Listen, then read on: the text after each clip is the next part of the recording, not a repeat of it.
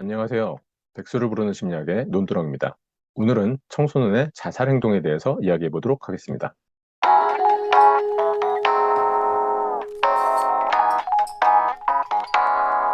청소년들의 자살 현황을 보면요.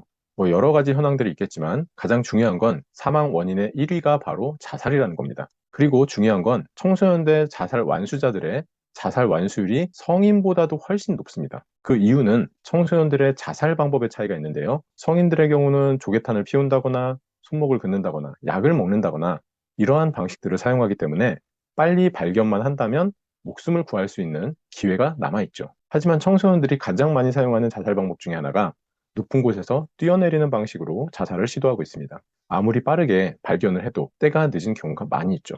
성인과 다른 청소년들의 자살 방법으로 인해 자살률이 더 높기 때문에 청소년들은 단 한 번이라도 자살 시도를 하지 않도록 여러분들이 예의주시하고 예방을 하실 필요가 있겠습니다.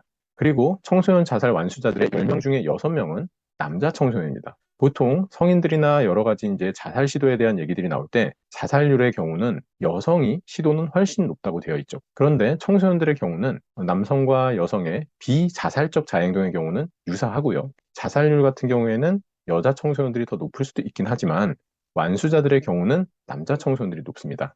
그렇다면 자살의 원인은 무엇이 있을까요? 보복 심리가 있는 거예요. 대부분의 보복 심리는 누구에게 갖는 경우가 많냐? 부모에게 가지는 경우가 많습니다. 내가 죽으면 너희들이 좀 고생 좀 하겠지. 이런 식으로 보복 심리에 의한 자살을 한다는 거예요.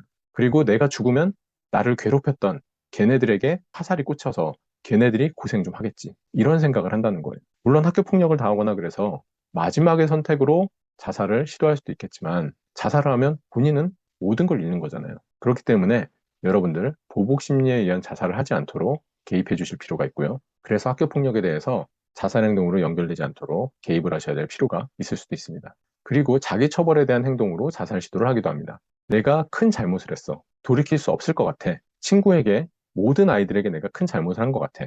그럴 때도 자기 처벌 행동으로 인한 자살 행동을 한다는 거예요. 그래서 자살 행동만으로 인해서 죄책감을 벗을 수도 있기도 하고 자해 행동으로 이어지는 경우들도 있죠.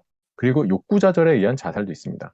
이 경우가 이제 가장 많이 영향을 주는 게 성적이겠죠. 공부를 잘하는 아이들의 경우는 한두 문제 틀리는 거 가지고도 굉장히 많이 고통스러워하고, 그리고 중요한 건 그러한 욕구가 좌절됐을 때 자신의 삶의 의미가 없어지고, 이런 의미는 어떻게 보면 자기 자신은 성적으로만 대변될 수 있다고 보게 되는 거죠. 그렇기 때문에 여러분들 청소년들의 욕구는 다양하게 가지고 있죠.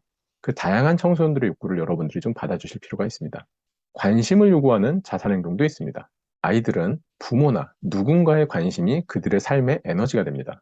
그런데 아무 누구도 나한테 관심이 없고 부모님은 맞벌이를 하느라고 나를 봐주지도 않는 것 같고 내가 상장을 타가도 아무런 관심도 없고, 그러다 보면 존재감이 사라지기도 하고, 그리고 내가 뭔가 문제를 일으켰을 때 품행 문제, 비행 문제, 아니면 자해를 했을 때 그럴 때 나한테만 관심을 가져주더라. 그러다 보면 자살 행동으로 이제 연결이 되겠죠. 더 큰 사건을 저질러야 더 관심을 가져주겠지. 이렇게 됩니다. 그리고 보통 나타나는 것 중에도 도피 행동으로 인한 자살도 있죠. 좋은 해결책들이 많이 있는데도 불구하고 청소년들이나 아이들 같은 경우에는 본인들의 생각이 제한되어 있는 경우들이 많이 있죠. 그렇기 때문에 내 생각이나 내가 판단하기에는 더 이상의 해결책이 없는 것 같아. 학교 폭력에 의한 자살도 이런 쪽에 해당이 될 수도 있죠. 그래서 그런 도피 행동으로 인한 자살을 시도하는 경우들이 있습니다. 그래서 자살로 인한 도피를 하기 전에 여러분들이 빠르게 도움을 주거나 아니면 그러한 문제를 해결될 수 있도록 이 아이들에게 대처 방법들을 길러주는 것들, 그런 것들이 좋은 방법이 되겠죠. 때로는 또래 관계가 이런 도피 행동을 하지 않도록 막아주는 기제가 될 수도 있습니다. 친한 친구들이 도움을 주기도 하고, 친한 친구들이 야, 우리 있잖아. 괜찮아. 이런 식으로 얘기를 한다면 이런 도피 행동으로 인한 자살이 줄어들게 됩니다. 죽은 가족과 재결합을 하기 위한 자살도 있어요. 내가 누군가를 너무 그리워하다 보면 그 사람과 만나는 방법이 내가 죽으면 천국에서 만나겠지. 내가 죽으면 사후세계에서 다시 만날 수 있겠지.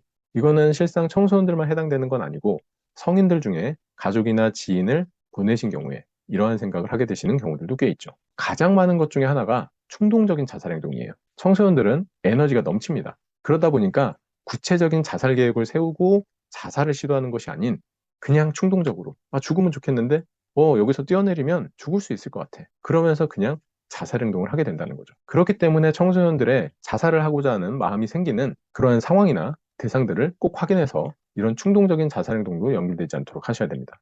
그리고 죽음에 대한 환상이 있는 경우들도 있죠. 요즘에 이제 뭐 판타지 소설이나 뭐 사후 세계나 윤회나 뭐 이런 것들이 있다 보니까 죽음에 대한 환상으로 내가 죽으면 어떻게 되지? 내가 죽고 나면 이렇게 되지 않을까? 이러한 호기심에 의해서 자살 행동을 해보고 싶은 마음을 가지는 경우도 있다는 거죠. 그리고 청소년들은 또래 문화가 굉장히 발달해 있습니다. 학교 폭력에서도 또래들에 의한 문화로 인해서 방관자가 생기기도 하고, 또래들에 의한 문화로 인해서 한 아이를 괴롭히지 않으면 내가 왕따를 당할 것 같아, 이렇게 느끼게 되는 경우도 있죠. 친구들이 죽고 싶다는 마음이 있을 때, 그러면 그 또래 문화로 인해서 동반 자살을 시도하는 경우도 있다는 거죠. 그래서 이렇게 자살 행동의 원인을 살펴봤고요. 그렇다면 어떨 때 자살을 하는지 미리 좀 알아챌 수 있을까? 네, 그러한 신호를 좀 얘기해 보도록 하죠. 가족이나 친구들에게 별다른 이유 없이 미안하다 혹은 사과하는 말을 자주 이야기한다는 거예요. 그리고 오랜 시간 울거나 갑자기 눈물을 흘리고 눈물을 흘리는 횟수가 확연하게 늘어나는지, 그리고 잠을 자는 시간이 너무 많이 늘어났는지, 아니면 불면증 혹은 자면서 여러 차례 깨어나는 모습이 관찰되는지, 가족이나 지인에게 계속 전화 통화를 하려고 하거나 함께 있어 달라고 호소하는지, 자신이 소중히 여기던 물건을 주변 사람들에게 나눠주는지, 방이나 휴대폰 메시지, SNS 메시지, 그리고 게임을 하는 것에 굉장히 몰두하던 아이들이라면 게임 아이템을 친구들에게 정리를 하면서 나눠주기도 하고, 이러한 양상으로 나타날 수도 있습니다. SNS에서 자신과 관련된 부정적, 비판적인 글을 자주 올리게 되고요. 그런 것의 예로는, 얘들아, 내가 너희에게 도움이 안 돼서 미안해. 나는 너희한테 짐만 되는 것 같아. 내가 없어져야 너희가 더 행복한 것 같아. 내가 없어져야 우리 가족이 더 행복해질 것 같아. 나 때문에 부모님들이 맨날 고생하고 나 때문에 걱정하시는 것 같아. 이러한 글들이 올라올 수 있다는 거죠. 그래서 그 아이들의 프로필 있죠? 여러분들 그 프로필들을 살펴보시는 것도 이 아이들의 심리를 좀 파악하는 데 도움이 될 수도 있습니다. 그리고 방안을 서성이거나 불을 끈 방에서 멍하니 있다는 거예요. 뭔가를 하지도 않고 멍하니 있는 모습. 그럴 때도 위험한 사인이 될 수도 있습니다. 그리고 자신이 만약에 죽는다면 어떻게 죽을 거야? 라는 말을 자주 한다는 거죠. 그래서 이런 경우는 자살에 대한 계획을 가지고 있는 경우라고 생각을 해볼 수도 있습니다. 자살에 대한 위험도를 높이는 게 세 가지죠. 자살 사고가 있는지, 구체적인 자살 계획이 있는지, 그리고 과거에 자살을 시도한 경험이 있는지, 그 중에 바로 이것이 구체적인 자살 계획을 가지게 되는 그러한 양상인 거죠. 그리고 체중이 급격히 감소되거나 증가되는 양상으로 나타나기도 하고요. 이건 이제 우울증의 양상과 유사해지기도 하죠. 그리고 갑자기 성적이 하락하는 거예요. 뭔가 고민이 많아지고 생각이 많아지다 보면 공부하는데 집중을 못하게 되기도 하죠. 그러한 사인 중에 하나로 이제 성적이 하락이 되는 거죠. 그리고 전과 달리 폭력적이거나 반항적인 행동이 증가되기도 합니다. 청소년들의 경우는 자신의 심리 상태를 명확히 잘 이해를 못하고 파악을 못하거든요. 그러다 보니까 제가 쉽게 하는 말이 불쾌지수가 높은 날 속에 아이들이 살고 있다라고 얘기를 하죠. 그래서 슬퍼도 이렇게 폭력적인 행동이나 반항적인 행동을 통해서 자신의 감정 표출이 되는 경우들이 있습니다. 다양한 감정들이 이러한 행동으로 나타나기에 저러한 행동들을 보시면 이 아이가 심리적으로 지금 뭔가 불편한 상태구나, 어떠한 마음으로 지금 지내는지 주위에서 좀 살펴보실 필요가 있고, 같이 많은 대화를 해보시는 것을 권장드리고 싶습니다. 지금까지 백수를 부르는 심리학의 논두렁이었습니다. 감사합니다.